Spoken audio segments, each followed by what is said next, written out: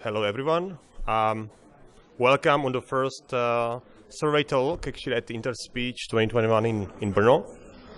So I see there is a lot of people already here in the room. For Heidi, because she doesn't see you probably now, there are around I think 100 people. I don't know how many are remotely connected, but I hope we have a good audience here as well. So again, welcome in Brno, and I would like to actually introduce Heidi Christensen, who is going to give the first survey talk here, which is going to be about the atypical speech recognition. So Heidi, she's from University of Sheffield. She's a senior lecturer there, and she's mainly focusing on automatic speech recognition with application on atypical speech, or monitoring people's behavior or mental behaviors through the speech applications. Heidi is going to actually provide, I think, one video or show one video and two presentations. So it's probably partially separated.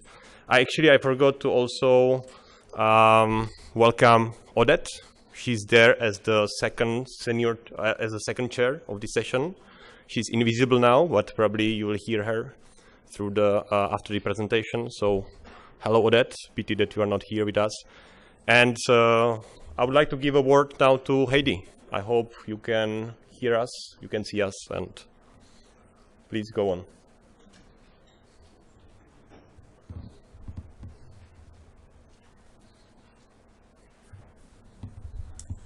Hello everyone, and thank you so much for inviting me to give this survey talk today in this strange new world that hopefully soon will end. Obviously I've not been able to travel to Brno. I would have loved to come and visit, but hopefully at some other time. So this is a pre-recorded talk, and I'll be available for questions afterwards. So as I'm sure you've just heard, the title of my talk today, or the survey talk, will be towards automatic speech recognition for atypical speech. My name is Heidi Christensen. I'm a senior lecturer at the Speech and Hearing Group in the University of Sheffield, and we have a long-going tradition of working on disordered or atypical speech. And also having the pleasure of working with a lot of colleagues across the world in this area. So I'll be mentioning some of those here. There'll be many I haven't got space to mention, but it's quite a growing but close-knit community, which is really exciting. Before I really got going, I thought we should just start by unpicking the title. So starting with the first word, so towards, sort of indicates that we're not really there yet. Lots of effort has been going into enabling or making it possible to have automatic speech recognition for people with atypical speech, but there's a long way to go yet. So I suggested we add the word towards. And I also just wanted to make a quick note about atypical. So people use a multitude of words really for speech which is not your typical speech. So I quite like atypical speech, although it's very broad. And here probably I will mostly cover Dysarthric speech or pathological speech. Disordered speech is also a very common phrase to use. And they're used more or less interchangeably, but no doubt if you are a speech and language therapist, the Venn diagram of these phrases are not completely overlapping. I'm not so keen on people talking about normal speech and then disordered speech, for example. So people with atypical speech, it's not that the rest of us have got normal speech, we've got typical speech. Okay, so what is pathological speech or disordered speech? So generally comes from a communication disorder where your typical speech is disrupted. This here is a screenshot from an excellent book covering a lot of stuff on this. So Duffy wrote Motor Speech Disorder back in 2013, and it's become a bit of a Bible. Different conditions cause this. So for example, cerebral palsy, stroke, any injury to the brain, really, cognitive impairment. I'll go through a little bit more detail what these are, because it kind of helps us understand what the potential impact of our research in this area. So causes of atypical speech and language. So a main thing, and an area many people have worked on, is cerebral palsy. This is a permanent condition, normally non-progressive, so it doesn't get worse over time. It's the most common motor disability in childhood, and it affects about 3.5 out of 1,000 live births. And actually it's one of those conditions that is rising with medical ability, if you like, because more and more babies, premature babies, we're able to keep them alive. But sometimes they are born with various birth defects like cerebral palsy. So it's a motor problem in the brain caused by birth complications, and it will affect your speech for life. However, people mostly tend to not have cognitive problems, so they've got problems speaking but not thinking. So in terms of the speech and language impairments, there is problems moving the articulators, and it causes slurred and unclear speech, slower speaking rate, and the sort of production side is strained, and a reduced vowel space. So I'll show some examples of this. Another major cause of dysarthria and disordered speech in general is stroke, or of course brain injury. If it affects the part of the brain that has to do with speech production, then there can be problems. So the main speech and language problems here is dysarthria, aphasia and apraxia. I've covered in the bottom sort of how they're defined. But again, this is caused by blood and oxygen restrictions to the brain. And this is an increasing problem and quite prevalent. So you can see over the top that 1 in 4 adults over the age of 25 will have a stroke in their lifetime. That's huge, and of course quite a lot of them will die, but more than half survive, and they may have speech and language problems. So this is a rising problem, particularly in low and middle income countries, linked to lifestyle choices, etc. And then finally, dementia or other neurodegenerative conditions, Parkinson's, for example, things like Huntington's disease, etc. So this is a lot of these conditions are kind of on the rise as well with aging populations. So it normally, as you get older, the risk is higher. We don't know for sure what's causing it. There's no single cause, but lots of risk factors, including age, genetics, smoking, diet, not enough exercise, etc., affects more women than men. So quite a worrying list, really. And in terms of speech and language impairment, mostly a lot less, at least in the early stages, problematic than some of the other conditions like cerebral palsy and stroke.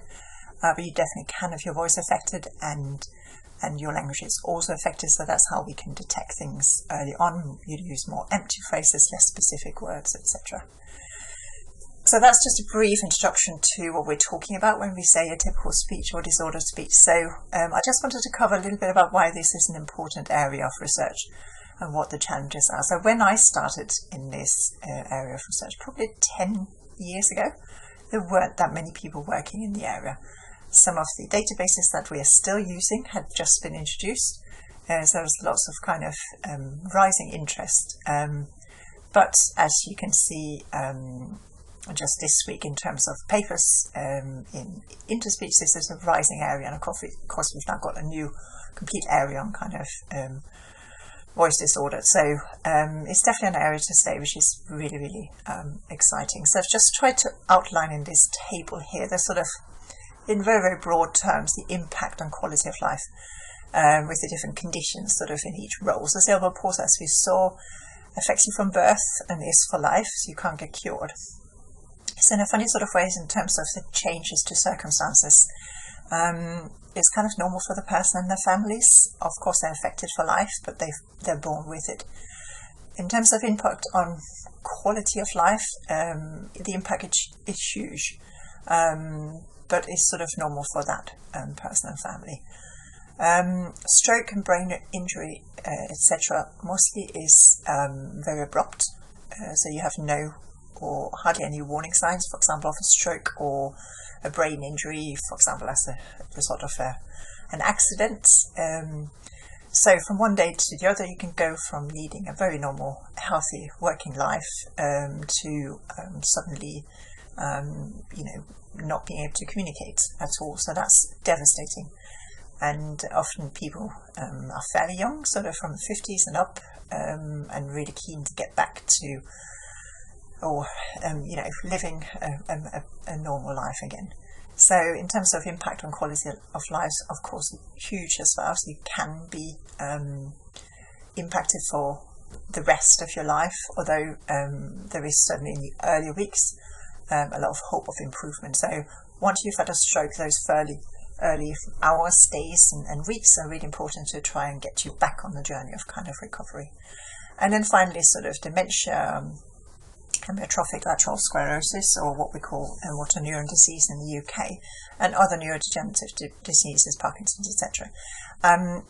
They typically set on later on in life and a slow onset, so which makes it interesting in terms of research. You can try and detect early causes of this. In terms of quality of life, so these are mostly fatal. So once you've been diagnosed, you know this is most likely what you will die of. This causes a lot of anxiety and uncertainty, and a sort of this sense of things will get worse. So in terms of how speech technology might make a difference, well, there's lots of things here, isn't it, that we can imagine that might help this. So being able to dictate emails, text messages, just general kind of documents would be incredibly useful, especially for people with cerebral palsy who often have motor problems in general, so they can't actually type very quickly. Communication aids, if you're really difficult to understand, which is often the case for example, people with cerebral palsy, their close family will understand them, but other people won't. In general, spoken language interfaces to phones, their homes, smart speakers, the sort of things that we now, just in the last 5 years, are all taking more or less for granted. We've got Alexa systems, we've got you can speak to your car, those kind of things. They're kind of useful for all of us, but they are essential for this group of people, really, to enable them to live a more kind of fulfilling life. Of course, for example, for people with stroke, there's therapy and rehabilitation tools that are really useful. And again, where you can imagine you can sort of automate this if you had good speech recognition ability or performance. And in general, also intelligibility assessment. Again, if you've got the underpinning ASR worked out, then that's going to work well. So what barriers are people facing if they struggle to communicate using spoken language? Just to summarise this, obviously education for children and up. It's very difficult to be in mainstream school if you can't communicate well. It's difficult to socialise for all ages, and we know that's got a huge impact on people's mental health, as we've seen in the last year, where all of us have struggled to be allowed to socialise in a normal way. Huge lack of independence, especially for people, for example, in wheelchairs who's got cerebral palsy. It is just frustrating all the time to need, for example, to ask someone to turn up the volume on your television. So there's a lot in that space that we can do to kind of make things better. And of course, to be able to lead a sort of normal working life is really important. That's again, we can break down some of the barriers. And note here that I'm talking about breaking barriers instead of people changing themselves. So just to sort of think ahead, if we did manage to solve the problem of speech recognition for dysarthria and disordered speech, what would we be able to, what is it we can help with in terms of automation? So often it just makes tasks faster, for example, the therapy, etc., cheaper, more repeatable and more objective. And computers in general can complement analysis in the sort of healthcare domain, for example, that humans might be able to do in routine care. We have this added ability for other provision. And in general, sort of augmenting the healthcare provision with automation can mean access to more data points outside of face-to-face meetings. Often people feel like if you're working in this area, we're trying to replace the clinicians, but that's not the case. We're trying to make their lives a little bit better. So what are the big problems and the kind of gaps in terms of the performance that we're currently getting? So both in terms of the automatic speech recognition performance, what's the sort of baseline we're starting from, and in terms of actual human speech recognition performance, because it's in this area interesting to see how well humans do. So in mainstream speech recognition, we have multiple examples of the ASR systems doing outperforming humans easily. That's not really the case in dysarthric speech recognition. So I'm going to play this example for you.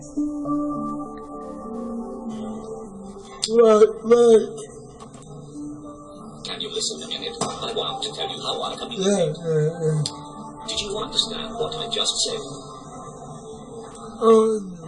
It's easier for me to talk than it is to type. So the idea was to get an answer that we can talk to instead of typing into. So I didn't really have time to introduce this, but this is John Toogood, who is a gold star sort of user in Sheffield. So he has been helping us with our research for many years, providing recordings of his speech and giving input and co-designing various tools. This is him speaking in the most articulate kind of intelligible way he can. So he speaks quite slowly compared to if he's speaking to people that knows him well. And yet I suspect most of you, and certainly myself, would struggle to understand what he's really saying here. So I'm going to play it again with captions, and then you'll see that it's not like he's not able to say all of the words, but each of them are just a little bit different from what we're expecting when we're listening to typical English. And of course, if you're non-native like myself, that just adds an extra layer of difficulty in really getting enough context and information to sort of unpick what's going on. So I'm going to play it again for you with the subtitles. It's easier for me to talk than it is to type. So the idea was to get an answer that we can talk to instead of typing into. So hopefully that will give you a little bit of an idea of what we're up against. So John, his carers and his family understands him almost 100% all of the time. I've known him for probably 15 years now, and I still struggle sometimes when I have been to visit him if he's saying things out of context. And if you've not met him before, it's difficult to understand what he's saying. So going back to performance, so people early on did some work on trying to work out sort of how well humans would do in general when trying to recognize atypical speech. And one of the kind of key seminal works here is done on the Togo datasets. I'll come back to describing all of the datasets in a bit, but this is a dataset recorded in Toronto by Frank Rotzix and his team. And it contains speakers with dysarthria and control speakers, so speakers without any pathologies to their speech. The people listening to it, I should say, naive listeners, not naive speakers. So they compared kind of them listening to the speech versus how well a speech recognizer would do. And this is early days, so this is 10 years ago. So we were doing sort of simple speaker independent and speaker dependent models.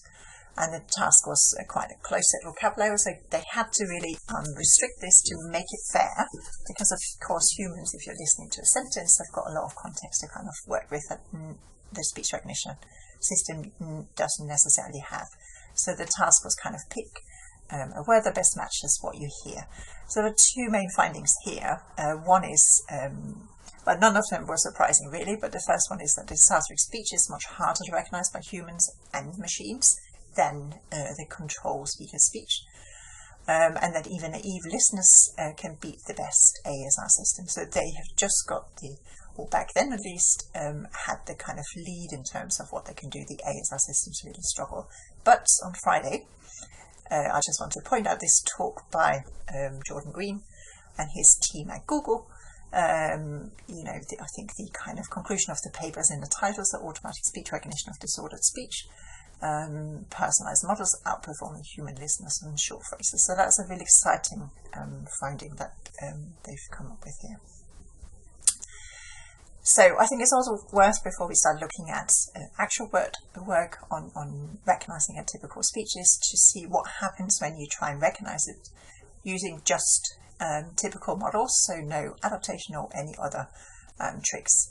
How well or how badly are we performing? So in this table here is work on UA speech database, which is isolated words. So this is the other main speech database. Again, I'll come back to this. So the first model here was one of the most recent models I could find, or results I could find, where people had trainers, or very baseline typical speech model is on Libra speech, which is of course a huge data set. And you can see the kind of word error rate for the different severities of dysarthric speech. So the severe, moderate, and mild. Huge word error rates even for the mild case. And the sort of grey line below is 10 years earlier almost, work we did in Sheffield with a very simple HMM-GMM model, so much less sophisticated than the learn, attend, and spell model in the recent work. I just want to show that the recognition word error rate hasn't come down very much with using this new fancy model. It is essentially a very, very hard task. They're not completely comparable, these two rows, because I was sort of restricting things to not allowing inserts. But all the same, it is very difficult using typical speech to recognize word. And in comparison, the kind of human intelligibility scores, which is provided by this database, they're also high, but they're a lot less high. So especially as you come down in kind of severity, the moderate and the mild, the human ear or brain is just that much better at picking up the little cues that allows them to recognize what's going on. Okay, so let's look at what the challenges are in this space. So the major challenges in terms of speech recognition is acoustic variability. We all have this, as we know. Different phonemes are pronounced differently in different contexts, but this is much more pronounced for people with disordered speech. So we have a very high intra-speaker variability, so the same speaker pronounces the phonemes very differently from one time to the other. We also have a very high inter-speaker variability, the differences between speakers. And what this means is that for both of these cases, some of the usual things and methods and approaches we have in mainstream ASR system will just not translate or port into this area.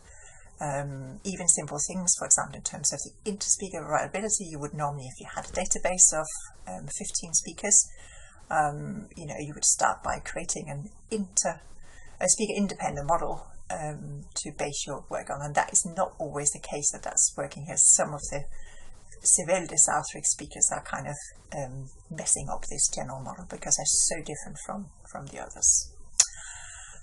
And other things that are problematic when working in this space, so production of a critical mass of phonemes may be limited, so you may just not be able to, you'll remember the kind of vowel triangle, to hit all of the corners in that, as it were.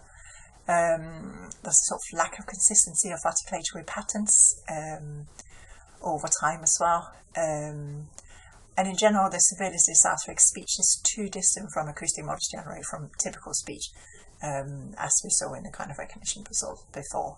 And as I mentioned before, people with moderate to severe dysarthric speech, as for example John, as we saw in the video, so he's moderate to severe, you can be much more severe than him. They are finely understood by close friends and family. So in terms of machine learning, that's promising because it means there is definitely material to work there. The variations are not random. And of course they're not random because the humans with the disorder speech are trying to communicate, so they will have done what they can to make their speech understood. So what are the kind of main research challenges?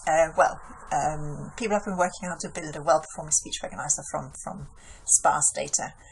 And the reason is we really have very, very little data. It's really tiring for each individual to record many hours of data. So we might have 40 minutes from each person who've come in for several sittings, etc.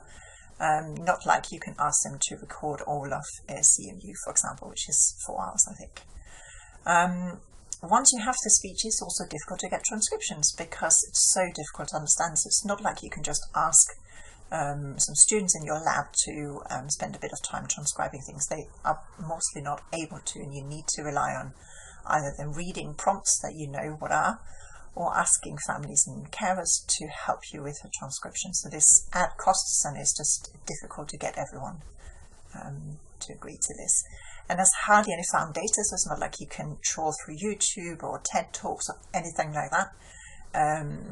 So you've really stuck with a few collections that are there. There's also a very high need for personalization, as you will understand from the previous slides. And what this means that speak-independent models do not generally work well. So we always have to do some sort of personalization. And as I said before, we can't assume that we can pull data from other speakers with dysarthria.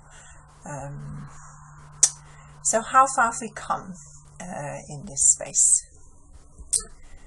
So a lot of early work back from when I started and before that focused on the applying the sort of obvious tools that were used for mainstream ASR improvement. So back then,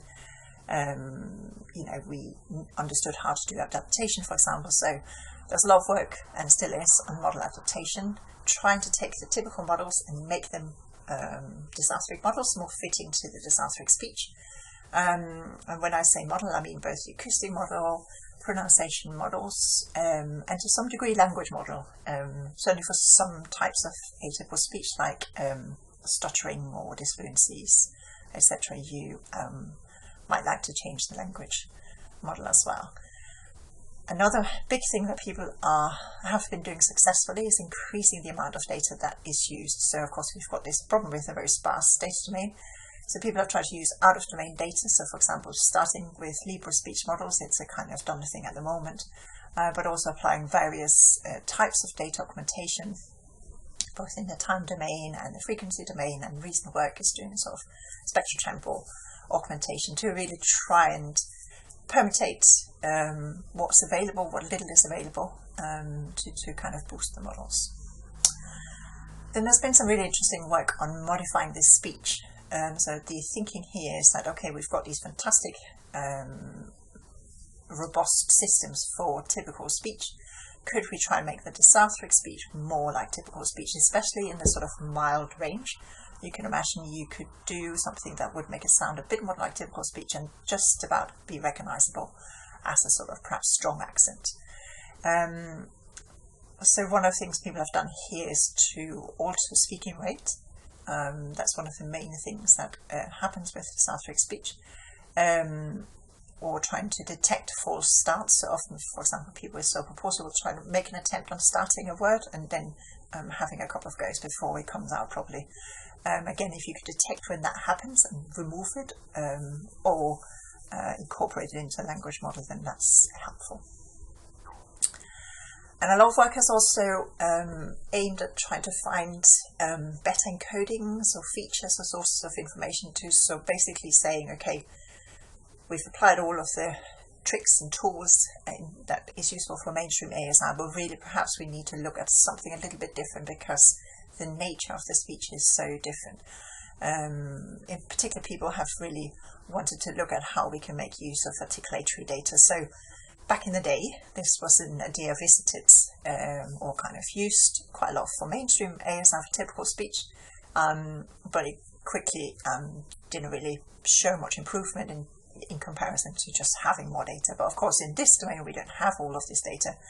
And perhaps the articulatory data enables us in some ways of finding a better lower dimensional representation that we can use. Of course, it comes with all sorts of complications. A lot of databases do not have this articulatory data. And of course, you can't imagine a sort of system in operation where people have to perhaps wear a sort of device to record this articulatory data in parallel.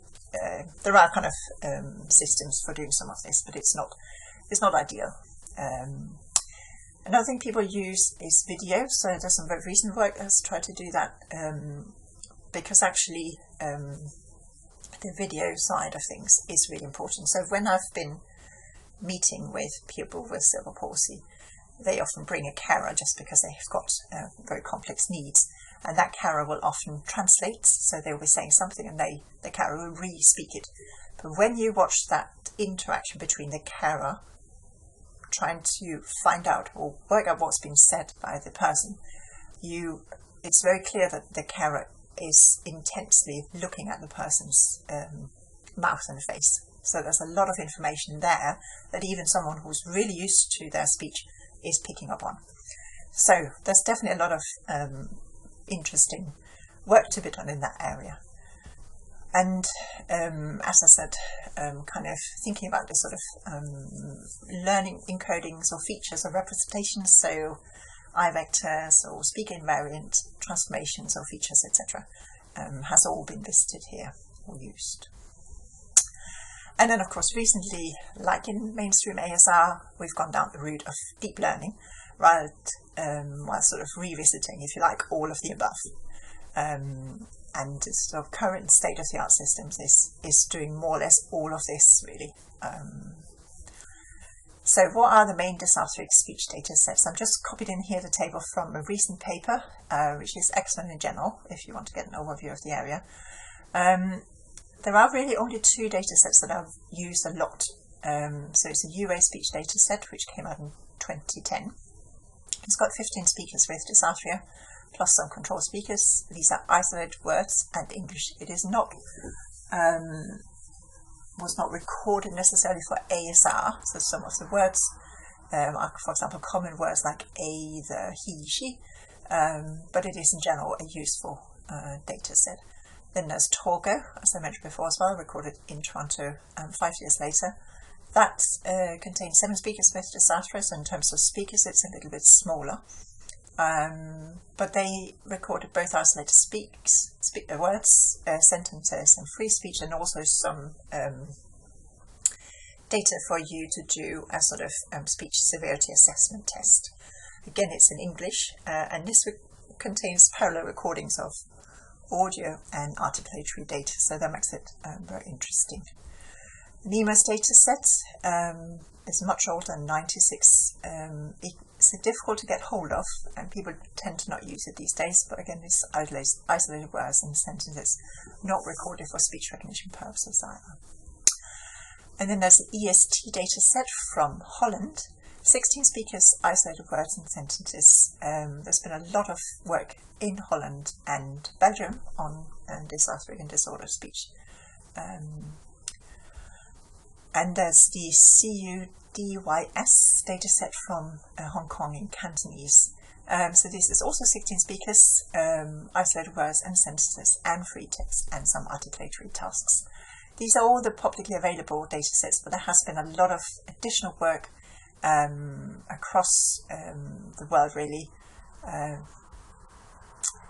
And one final data that I should mention is this home service corpus recorded in Sheffield. So that has 11 speakers in total, isolated words and English. Some of the speakers we have a lot of data from a system in use, so this is recorded in operation, if you like, and some of them we've got slightly less data from. And then in terms of recent data collection efforts, so we have Google's Vivario project. There's a web or URL for it here. They're presenting some of their data recordings on Friday. Excuse me. They've got multiple or many papers here, but obviously, as you can see from the title, this is a particularly interesting one, given they are talking about the 1 million utterances they have recorded. So this is hugely much bigger than any of the data sets that are publicly available. I know there are various companies that are recording as well. I spoke recently to Voice It, where they have an app and they're recording their own data set. Even just 5 years ago, also only 10 years ago, there's very little commercial interest. And I think, bearing in mind the impact of this research, is excellent that we see this kind of coming again. And then I also just want to flag up an emotional dysarthric speech database that we are in the process of putting online in Sheffield. So this is sort of a little bit different from ASR, but it can also be used for ASR. So in terms of where we are at, this figure here is borrowed from Roger Moore's talk in 2018. It sort of shows the progression of mainstream ASR. And I always like to sort of put an arrow where dysarthric ASR is. So we are way back in terms of what we can manage. So it is mostly isolated words we're dealing with and a little bit of phrases, continuous speech, but nothing like dictation systems.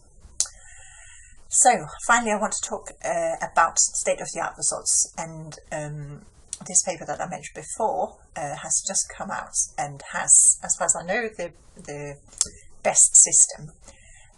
They put themselves this table, kind of demonstrated nicely how the word error rate for the UA speech dataset has come down gradually over time, and the 25.21 word error rate is a huge reduction compared to what things were like just 10 years ago.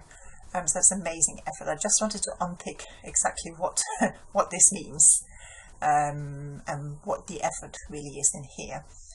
So I've sort of written out all of the abbreviations here. So we've got the NAS Neural Architecture Search, a very clever automatic search for finding optimal architectures over a series of candidates.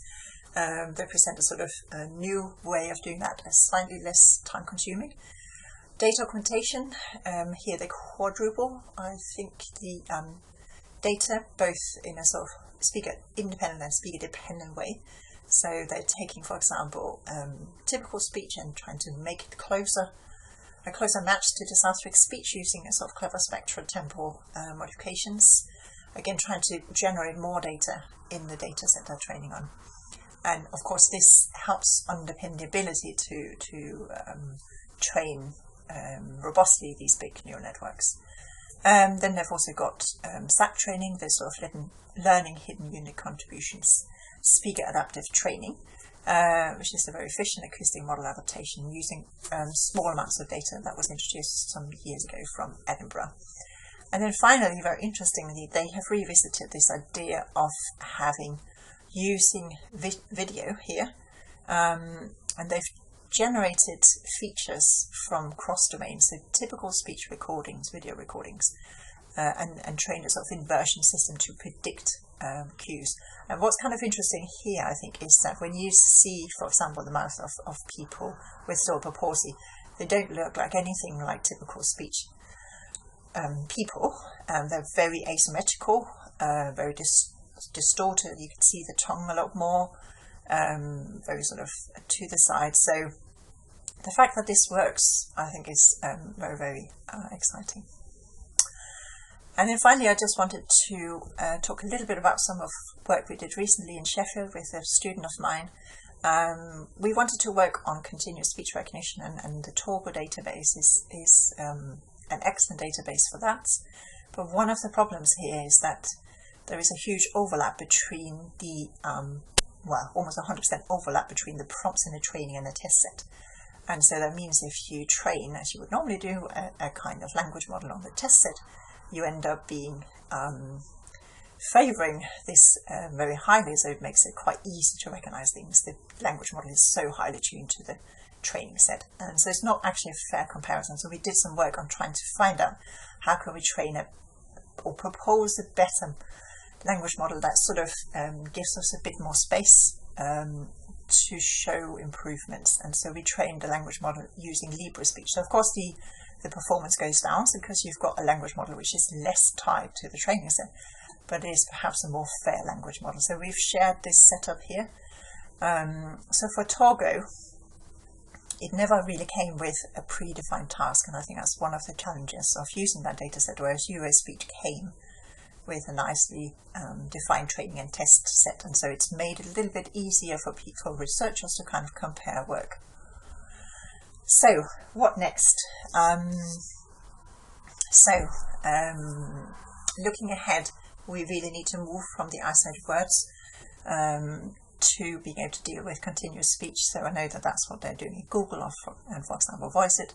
That's what we're trying to do as well, and various of the different language kind of recordings across the world are working in continuous speech.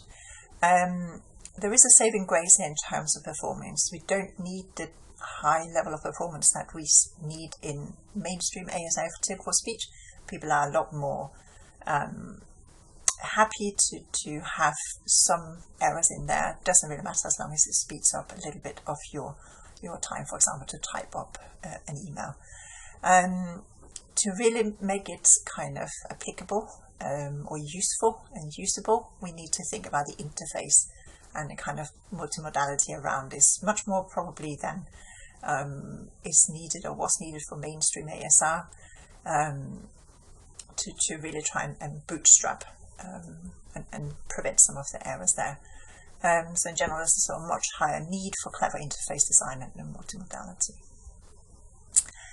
And in terms of data, of course, there is an urgent need for more data to be in the public domain. I would love to see a joint collection effort, internationally, multilingual, etc., so that people, when they have the ability and the resources to record data, they record data that fits together and for well-defined tasks and challenges, and we have well-defined recording protocols, so that things are recorded in a sensible way that makes sense in terms of training ASR systems. We have to use existing databases with care. So people are now very good at kind of putting their work in GitHub. So we, for example, for UA speech, you can't just use that out of the box. There's a lot of work to do with endpointing and getting rid of kind of noisy speech in there. And the same with the new Torgo setup. And hopefully all researchers will kind of do this over time. And then I have to say the sort of elephant in the room here is that we are in severe danger of overtraining on these two data sets. And I know everyone is doing their best to try really and circumvent this and trying to be as fair as possible, but they are small data sets. And then in general, it's been important to work with users and clinicians if you can at all. So if you've got access to speech language therapists, for example, or access to users, potential users, that's really good to try and really understand where they're coming from. And that's all I had to tell you today. I'm now happy to take any questions.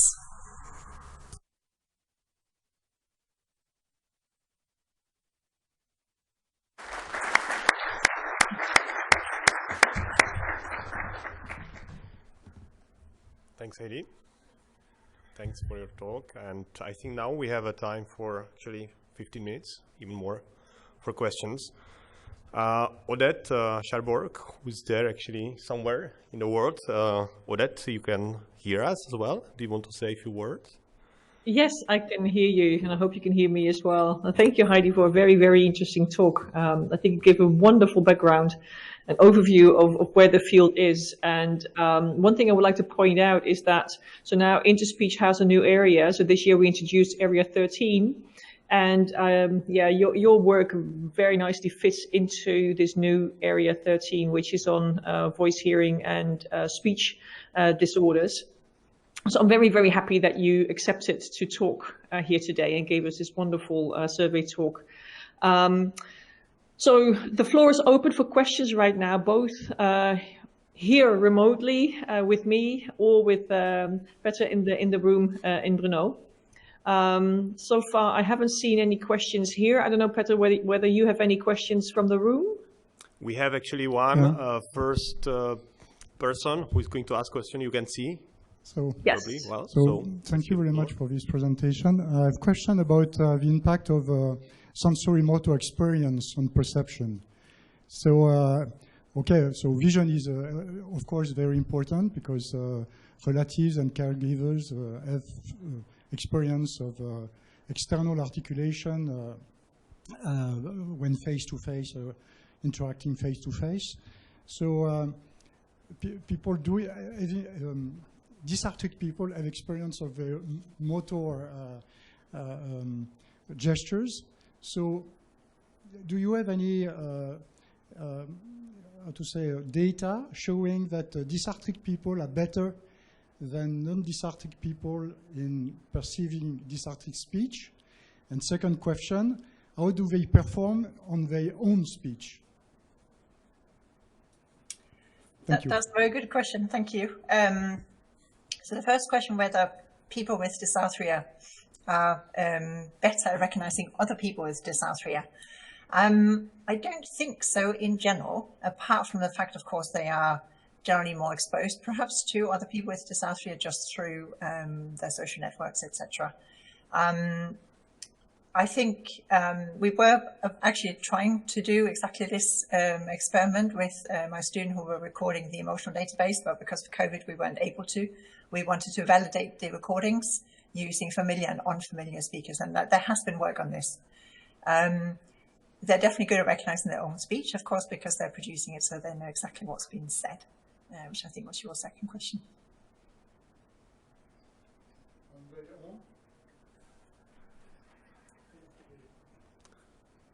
What is the second part?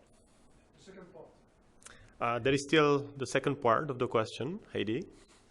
I think that was whether they themselves could recognize. So how they perform listening to their own recordings. Yeah, how they recognize Are they their own. able to recognize themselves? Yes, yes.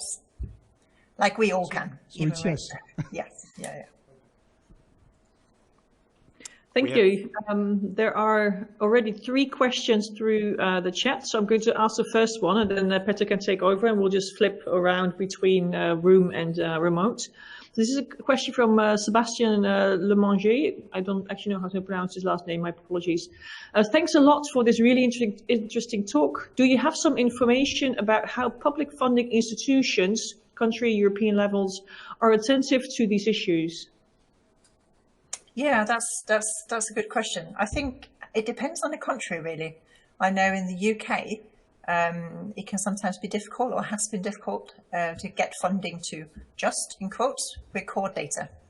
But I know in other countries, I know, for example, in other countries in Europe, the Netherlands being one of them, but also Italy, they seem to have a lot more funding to do this kind of initial work. And I think we really, as speech researchers, have a lot of responsibility to present the argument why this is really important. I think it can be difficult for funders to realize that speech recognition isn't a solved problem, and that we, for this particular type of task, are so much behind. I think if there were kind of joint efforts, maybe that would help kind of funnel some of this. Some of the arguments I met maybe 15, 20 years ago was always, you know, why should we do this? Because why don't, you know, big companies that are going to just come and do this instead? And of course, back then, there were no signs that any of the big companies were interested. But that is there now. And I think that's positive, because it means there is a higher chance that this will actually be put into benefit. And for this particular area, I'm not particularly fussy about whether the research is done in academia or in the big countries. I think we've, companies, not the big countries, we've all got a kind of part to play. And of course, all the PhD students, etc., move around between these. So it's a small community like that. Okay, thank you. Petra, a question from the room there. We have Sanjeev, yeah? I think it's okay. Okay, Can you hear us? Hey, yes, this is Sanjeev. Nice talk. I had something occurred to me based on something I saw Stephen Bird do many years ago. So he's interested, of course, in endangered languages, and they aren't even they're written down. So what he had is, he had somebody who speaks, let's say, existing language like French, re-speak it and then transcribe it. And what he did is he created this nice interface for it. I can't remember. I think it's called Ikuma or something. It runs on mobile phones, iPads. And what it does is you listen to the speech and you re-speak it. And I'm wondering if something like that with caregivers would be a way to generate data for this. So have a caregiver who understands people with severe dysarthria.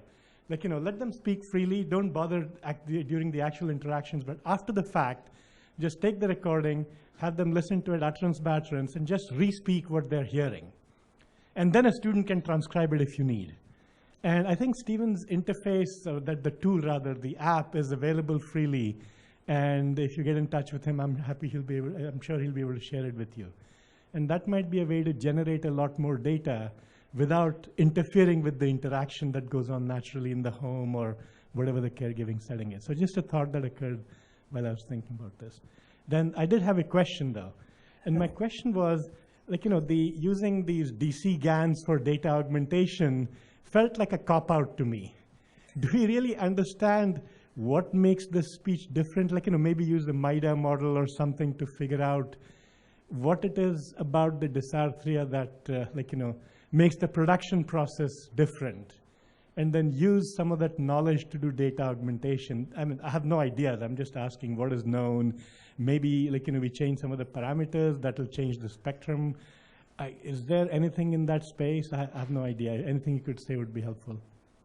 Yeah. Hi, Sanjeev. Yeah, thank you for the suggestion for the alternative interface. I did have similar thoughts at some point. Actually, John, who you saw in the video, he was dictating his essays. He did a philosophy degree, and he had his sister re-speak exactly how you are presenting. And I thought of recording this parallel corpora. And I think there are definitely ways like that we can bootstrap, because exactly it is much better to have this free speech and a continuous speech rather than relying on them reading speech. Also, when they're using their own speech, they would probably choose to pick particular words that they're better at articulating, whereas if you force them to read prompts, they might sort of encounter words that they would never use in real life, because it just doesn't work with what they can come say. So I'll probably have to email you to actually get the name, probably, but I'll do that.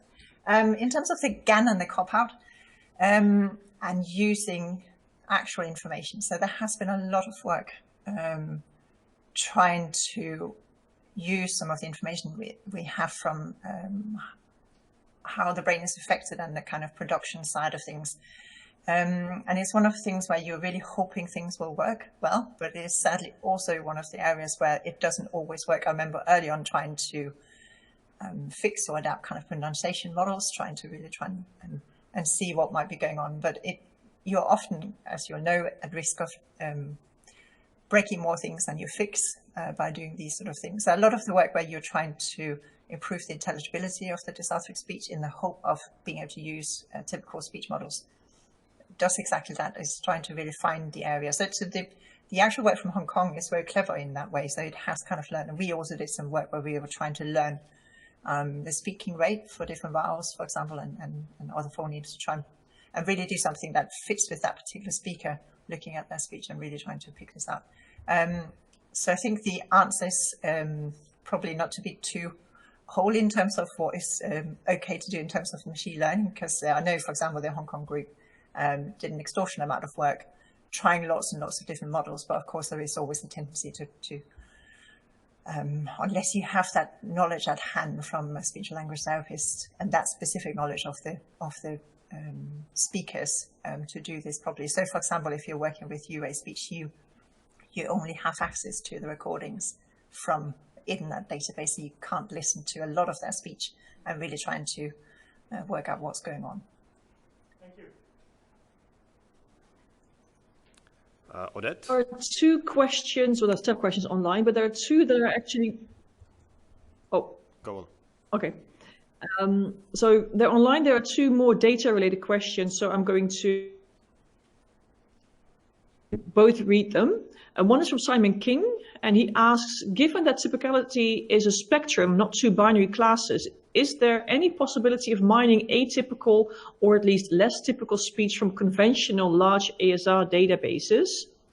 So that's one. And the other one is from Krishna DN. Are there any unlabeled dysarthric speech data sets? If yes, is there any work around self-supervising learning using unlabeled data? So these are two data questions. Okay, thank you. Good questions. The first one I haven't seen work on, but that's a very nice idea. I think obviously there will be in large recordings some examples of not dysarthria necessarily, but disfluencies, for example. But for the speakers where you really have a problem in terms of their kind of level of intelligibility, my guess is it's not sufficient what you find in kind of mainstream ASR systems. That's my guess. Doesn't mean that you can't improve on some things. For example, false starts, I think you could probably try and recognize from bigger kind of recordings.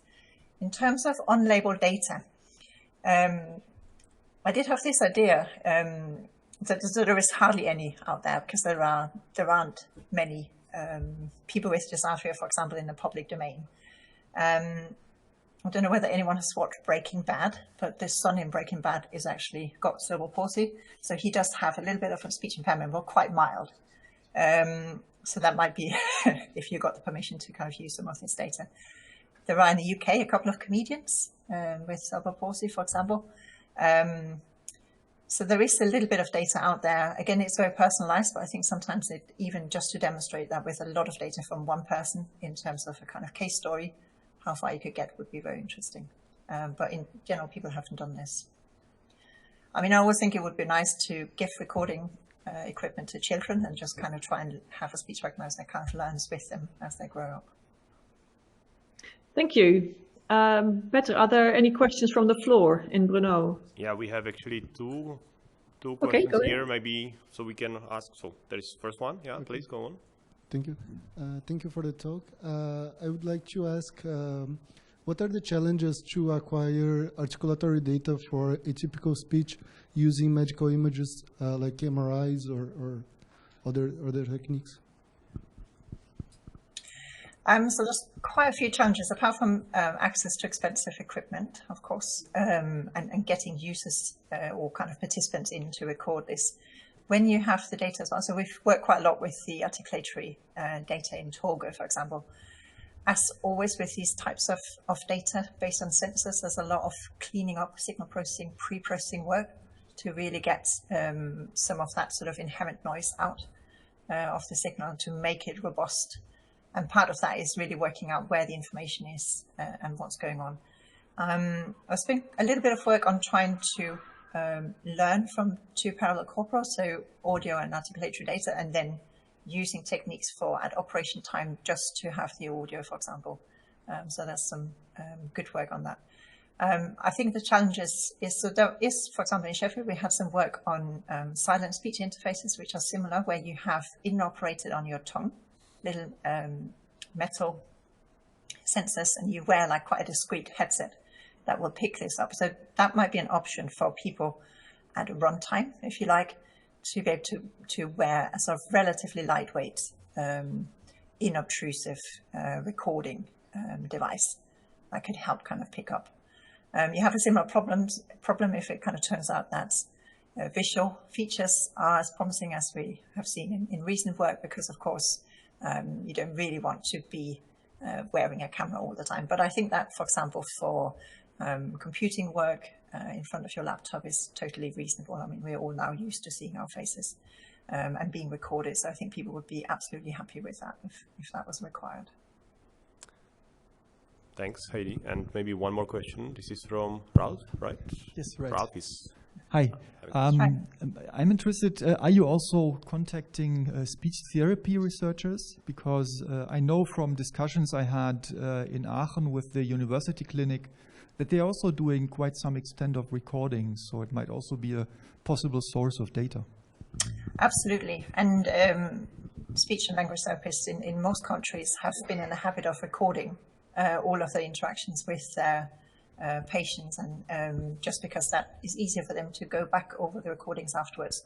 It's sometimes difficult to get ethics to use that data, and also one problem with the data is often that it's not, again, like some of the data sets we are using, designed for ASR purposes. What I think would really work is that you record that sort of interaction, but perhaps ask people to do an additional recording. So I know recent work in Italy, they were kind of recruiting people to a study, and they did sort of an additional 10 minutes, which is not too cumbersome for the person there. And then you can kind of work, they're kind of already there, if you like, and you've got the speech and language therapist to help recruitment. So I think that's one of the things as a computer science or engineer, when you don't have that direct access to patients, to really convince them that this is something that they should take part in. I think it's really helppful to have a good working relationship with clinicians on the ground, as it were. Thanks. If I can jump in here. So I'm hoping, also in the interest of time, that people can just contact you and ask questions, because it's impossible to answer all of them. I think there's one to which I would actually like to see an answer as well. So I'm just going to read it out. It's from Ryan Heilman. I hope I pronounced the name correctly. And he says, I work in the accessibility ASR space. How can I help? Is there currently a good forum or community space organizing these efforts? So basically, how can we self-organize ourselves here? Yes, this is what I was kind of hoping with my last slides. Yeah, obviously to your first question, do get in touch with questions and interest in kind of collaborating on this. I think would be great. It's a very good question, Ryan, I think, was that the name? We have had what we call the SLPAT community. There was a Google email list, but it hasn't been very active. And I'm on the kind of committee for that. We were hoping to perhaps organize SLPAT workshops again, which did bring some of these researchers together. That was also focused on language, and it was a bit more on kind of assistive technology in general, which of course is wider. I think there's a lot of interest in just the speech community to really work on this. And I think a lot of people, perhaps with some of the mainstream ASR work, moving into companies are interested in moving on to this perhaps more niche area, but where there's still a lot of work to be done. So maybe now is a good time to try and consolidate some of this. So yeah, happy to be involved or somehow get that off the ground for sure. That would be great. I would definitely be interested. So do we have time for the last question, or I mean, we are just about time to end, but maybe the very last question from audience. You're going to give the floor to you. Odette, excuse me, we are desynchronized. Maybe the last one, please, maybe quick. If we can ask one more. Okay, I'll try to be quick. I was wondering if the insertion substitution errors that are made by Dysarthric people changes across languages or not. Because, for example, there is a work from Ontorgo dataset in which they try to give some statistics about the errors. I was wondering if they are valid also in British English or in Spanish, Italian, or whatever. Thank you. So if I understand you correctly, the question is about the insertion errors and the kind of analysis of what types of errors happens, I think. Yes, good, thanks. So there has been work, and you're right that Toko early on did some, or people working on Toko did some of this work. And you're right as well that it's almost like we need to look at what are the important words to recognize. So I've been working a little bit on communication aids where you speak and perhaps the communication aid will recognize what you've said and then re-speak it in a more intelligible way. And we've been thinking a little bit about whether you actually need word for word transcription or captioning, almost like you saw in the video with John. Perhaps it's okay to just have some of the keywords there, in which case you really want to focus the attention of the ASR system on those particular words that are carrying most of the meaning. And so in some ways, word error rate is not a particularly useful measure for us to be working with.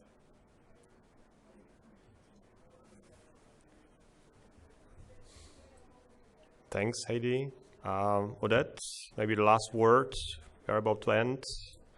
Well, I think we need to wrap up. So I want to thank Heidi very, very much for the wonderful talk, and also the audience for the wonderful questions. There were far more questions that we were able to ask. So I'm very happy that this hybrid mode seems to be working quite well and that I've been able to participate even though I'm not there on the ground in Brno. So thank you very much to everyone, and specifically to Heidi. And I think we can close this session then. So maybe one last round of applause for Heidi.